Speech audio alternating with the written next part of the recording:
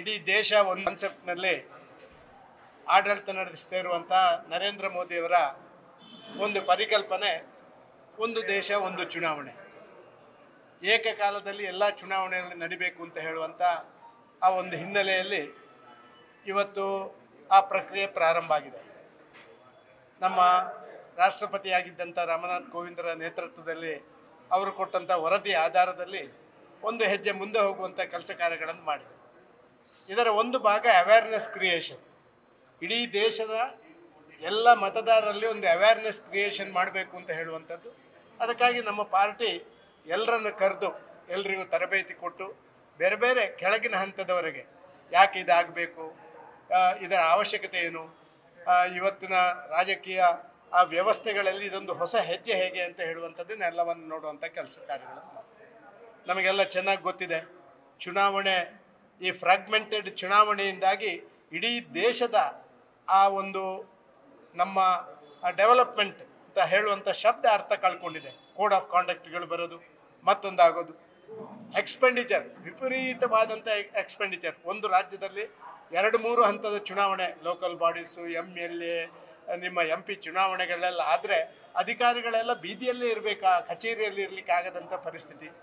ಇನ್ನೊಂದು ನಮ್ಮ ಲಾಜಿಸ್ಟಿಕ್ಸ್, ಇವತ್ತು ನಮ್ಮ ಸೆಕ್ಯೂರಿಟಿ ಮತ್ತೊಬ್ಬರು ಈ ಚುನಾವಣೆಗೆ ಕಾಲಘಟ್ಟದಲ್ಲಿ ನಡೀತಾ ಇರುವಂಥ ಇವತ್ತಿನ ಗಲಾಟೆಗಳು, ಮತ್ತೊಂದನ್ನು ಹತೋಟಿ ಮಾಡುವುದರಲ್ಲಿ ನಡೀತಾ ಇರುವಂಥ ವಿದ್ಯಮಾನ ಎಲ್ಲ ಒಬ್ಬ ವ್ಯಕ್ತಿಗೆ ಎಲ್ಲ ಕಡೆಯಲ್ಲಿ ಒಂದೇ ಐಡೆಂಟಿಟಿ ಕಾರ್ಡ್. ಅವ MP ಚುನಾವಣೆ ಇರ್ಬೋದು, MLA ಚುನಾವಣೆ ಇರ್ಬೋದು, ಲೋಕಲ್ ಬಾಡೀಸ್ ಚುನಾವಣೆ ಇರ್ಬೋದು. ಅದನ್ನು ಮಾಡುವಂಥ ಕೆಲಸ ಕಾರ್ಯಗಳನ್ನು ಮಾಡುವಂಥ ಒಂದು ಪ್ರಕ್ರಿಯೆಗೆ ಈಗಾಗಲೇ ಚಾಲನೆ ಕೊಡಲಾಗಿದೆ. ಪ್ರಥಮ ಹಂತದಲ್ಲಿ MLA ಮತ್ತು MP ಚುನಾವಣೆ, ಫೇಸ್ 2 2ನೇ ಹಂತದಲ್ಲಿ ಇನ್ಕ್ಲೂಡಿಂಗ್ ಲೋಕಲ್ ಬಾಡೀಸ್ 100 ದಿನದ ಒಳಗೆ ನಮ್ಮ ಇದೆಲ್ಲ ಆದಮೇಲೆ 100 ದಿನದ ಒಳಗೆ ಲೋಕಲ್ ಬಾಡೀಸ್ ಚುನಾವಣೆ ಕೂಡ ಮುಗಿದು 5 ವರ್ಷ ಆಡಳಿತದಲ್ಲಿ ಒಂದು ಒಳ್ಳೆಯ ಅಡ್ಮಿನಿಸ್ಟ್ರೇಷನ್, ಡೆವಲಪ್ಮೆಂಟ್, ಲೆಸ್ ಎಕ್ಸ್ಪೆಂಡಿಚರ್ ಇದೆಲ್ಲ ಆಗಲಿಕ್ಕೆ ಬೇಕಾದಂಥ ಕೆಲಸ ಕಾರ್ಯಗಳನ್ನು ಮಾಡುವಂಥ ಒಂದು ಕಾರ್ಯಾಗಾರ ಮಾಡಿದರು. ತುಂಬ ಸಂತೋಷ ಆಗಿದೆ. ವಿನಯ ಸಹಸ್ರಬುದ್ಧಿಯವರು ಬಂದಿದ್ದರು.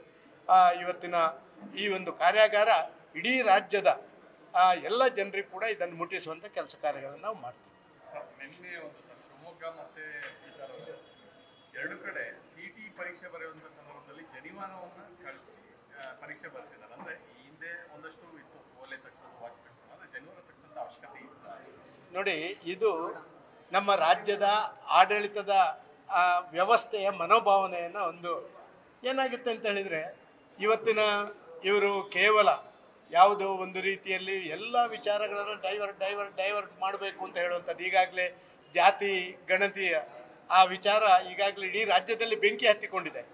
ಇವರ ಏನು ಮಾಡ್ತಾರೆ, ಬೆಂಕಿ ನಂದಿಸ್ಲಿಕ್ಕೆ ಹೋಗೋದಿಲ್ಲ ಸಿದ್ದರಾಮಯ್ಯರ ಗೌರ್ಮೆಂಟ್. ಇಲ್ಲಿಂದ ಬೆಂಕಿ ತೆಗೆಯೋದು, ಆಚೆದಕ್ಕೆ ಕೊಡೋದು, ಆಚೆದಕ್ಕೆ ಕೊಡೋದು, ಅದರಿಂದ ಆಚೆ ಹಾಕೋದು. ಇಲ್ಲಿ ಪೆಟ್ರೋಲ್ ಸುರಿದ್ರೆ ಅಲ್ಲಿ ತುಪ್ಪ ಸುರಿಯೋದು.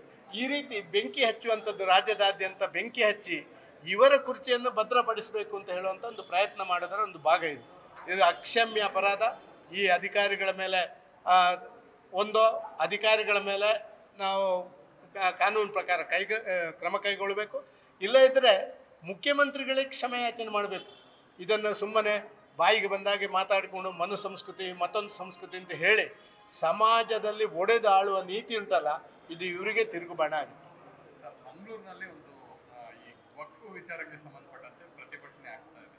ಅಲ್ಲಿ ACP ನಜ್ಮಾನ್ ಅಂತವರು ತಮ್ಮದೇ ಅಂದರೆ ಟ್ರಾಫಿಕ್ ACP ಅವರು ತಮ್ಮದೇ ವಾಹನದಲ್ಲಿ ಮುಸ್ಲಿಮರನ್ನು ಕರ್ಕೊಂಡೋಗಿ ಪ್ರತಿಭಟನಾ ಸ್ಥಳಕ್ಕೆ ಬಿಡ್ತಾ ಇದ್ದಾರೆ ಅನ್ನೋಂಥ ಆರೋಪ ಇದೆ.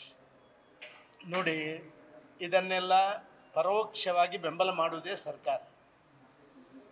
ಒಂದು ರೀತಿಯಲ್ಲಿ ಕಮ್ಯುನಲ್ ವೈಲೆನ್ಸಿಗೆ ಅದೇ ಕಮ್ಯುನಿಟಿಯವರನ್ನು ಎತ್ತಿ ಕಟ್ಟುವಂಥ ಕೆಲಸ ಕಾರ್ಯಗಳನ್ನು ಮಾಡುವುದರ ಮುಖಾಂತರ ಆ ಅಧಿಕಾರಿಗಳನ್ನು ಬಲಿ ಕೊಡುವಂಥ ಕೆಲಸ ಕಾರ್ಯಗಳನ್ನು ಮಾಡ್ತಾರೆ. ಅಥವಾ ಅಧಿಕಾರಿ, ಅಷ್ಟು ದೊಡ್ಡ ಅಧಿಕಾರಿಗೆ, ಅಷ್ಟು ಪರಿಜ್ಞಾನ ಇಲ್ಲದ ಅಧಿಕಾರಿ ಆ ಕಾಕಿ ಹಾಕಲಿ ನಾಲಾಯಕವರು. ನ್ಯೂಸ್ ಫಸ್ಟ್, ನಿರ್ಭೀತಿಯಿಂದ ನಿಮ್ಮ ಪರವಾಗಿ.